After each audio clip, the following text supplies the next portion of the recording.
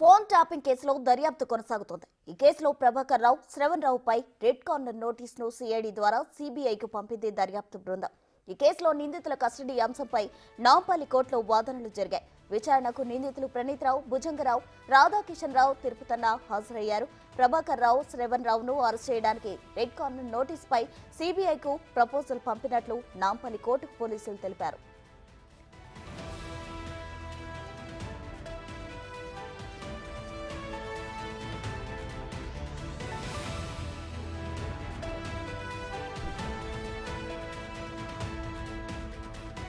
వాదనలు జరుగుతుండగా A1 Prabhakar Rao, A6 Shravan కు సంబంధించి వారెంట్ ఎగ్జిక్యూషన్ పిటిషన్ ఎందుకు దాఖలు చేయలేదని న్యాయమూర్తి పోలీసులను ప్రశ్నించారు.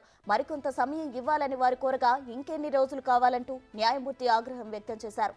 అనంతరం విచారణ ఈ నెల 31కి వాయిదా వేశారు.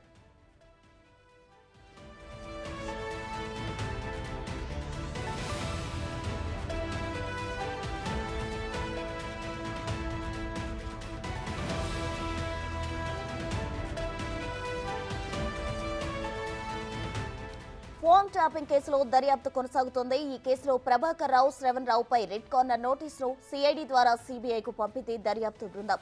ఈ కేసులో నిందితుల కస్టడీపై నాంపల్లి కోర్టులో వాదనలు జరిగాయి. విచారణకు నిందితులు ప్రణీత్ రావు, భుజంగరావు, రాధాకిషన్ రావు, తిరుపతన్న హాజరయ్యారు.